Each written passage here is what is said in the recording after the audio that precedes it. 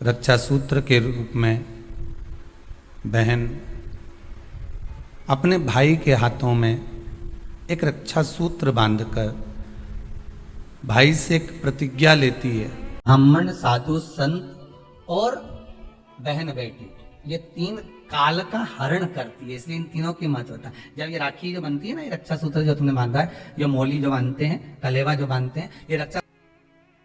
आप नारियल का गोला दो 50 बार दो, 10-10, 20-20 गोले दे दो, 50-50 गोले दे दो, मना नहीं है। हैं 2-4-8 झोला भर के दे दो, हम वो भी मना नहीं करे। एक बोरा भर के दे दो, उसका मना नहीं। पर श्रीफल की मूलता है, यहाँ नारियल का जो श्रीफल है उसकी मूलता है।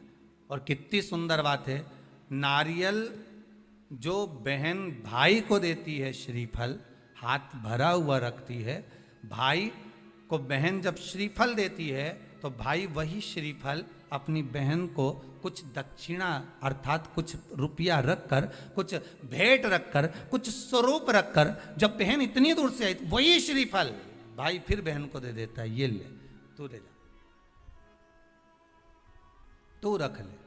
पर बहन उस श्रीफल को लेकर नहीं जाती है। बहन क्या कहती है, नहीं नहीं तुझे रखना पड़ेगा, तू रख।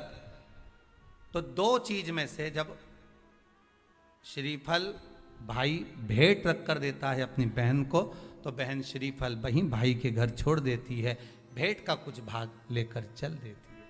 ये बहन का प्रभाव। रक्षा सूत्र को लोगों ने बिगाड़ दिया। आज के जमाने में तो रक्षाबंधन का भी महत्व लोग नहीं जानते कि कैसे रक्षा सूत्र बनना चाहिए, कैसे रक्षाबंधन होना चाहिए। उसका भी विशेष महत्व होता है भाई, उसकी भी मूलता होती है। और एक बात कहूंगा आज रक्षाबंधन पर, आपको अच्छी लगे तो आप स्वीकार करना, ना लगे तो आप छोड़ देना।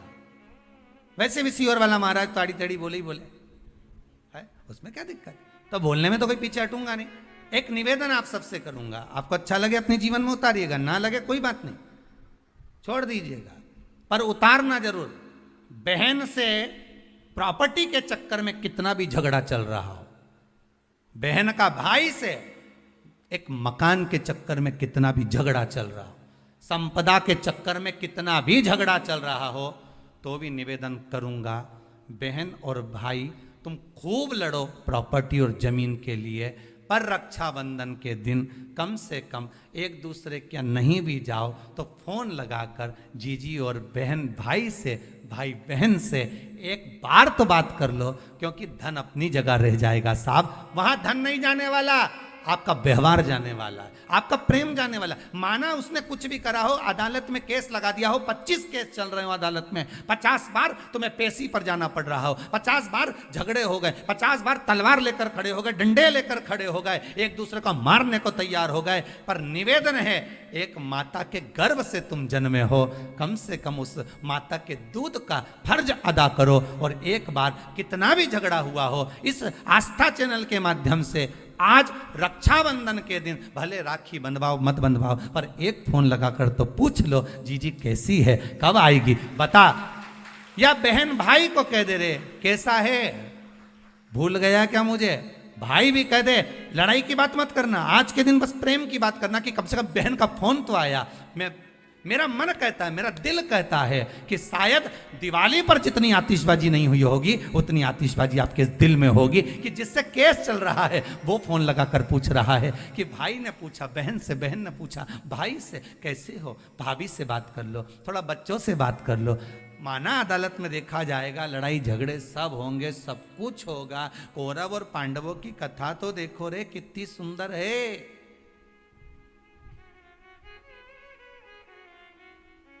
कितनी सुंदर है।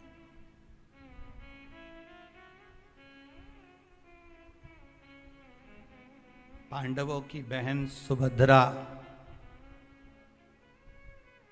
राखी बांधने कौरवों को जाती है, कौरवों की बहन राखी बांधने के लिए पांडवों को जाती है। जरा विचार करिए,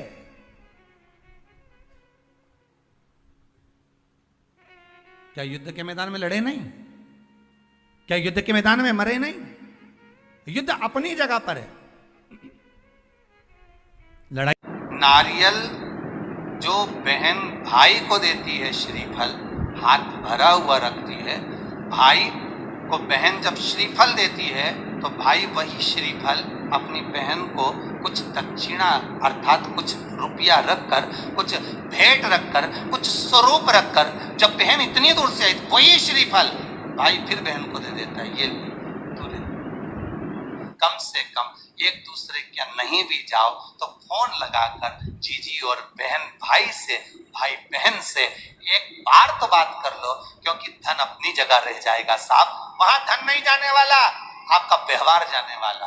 आपका आज रक्षाबंधन के दिन भले राखी बंधवाओ मत बंधवाओ, पर एक फोन लगाकर तो पूछ लो जीजी कैसी है, कब आएगी बता, या बहन भाई को कह दे रहे कैसा है, भूल गया क्या मुझे। ब्राह्मण, साधु, संत और बहन बेटी, ये तीन काल का हरण करती है, इसलिए इन तीनों की महत्वता। रक्षा सूत्र के रूप में बहन अपने भाई के हाथों में एक रक्षा सूत्र बांधकर भाई से एक प्रतिज्ञा लेती है कि आप इस भूमि पर जब तक मेरे प्राण हैं तब तक मेरी रक्षा करोगे।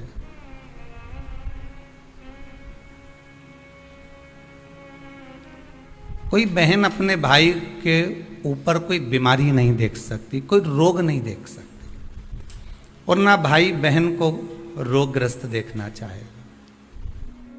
रक्षाबंधन के पहले अपनी अपनी ननंद के पास जरूर लगाओ और फोन लगाकर बोलो जीजी कब आएगी तू, सुन साड़ी माड़ी लेकर मत आना, या अलमारी भरी पड़ी है मेरी साड़ियां पहन लेना।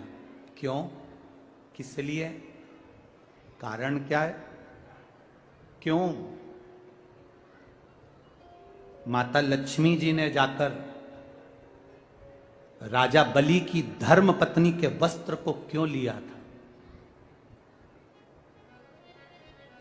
लक्ष्मी जी के भाई हैं राजा बलि, क्यों लिया? ऐसा वस्त्र में क्या था? क्यों कहा जाता है जीजी मेरी साड़ी पहन लो? क्यों भाभी कहती है ननद से लो मेरी साड़ी पहन लो, लो मेरी साड़ी पहन लो, क्यों कहती है? तीन काल को हरने वाले होते हैं। पहले नंबर पर संत, ब्राह्मण, साधुजन, गुरुजन जब तुम्हारे दरवाजे पर आते हैं तुम्हारा काल हर लेते हैं। दूसरे नंबर पर है गौ माता, गाय को जब हम रोटी देते हैं गौ माता हमारे काल को हर लेती है।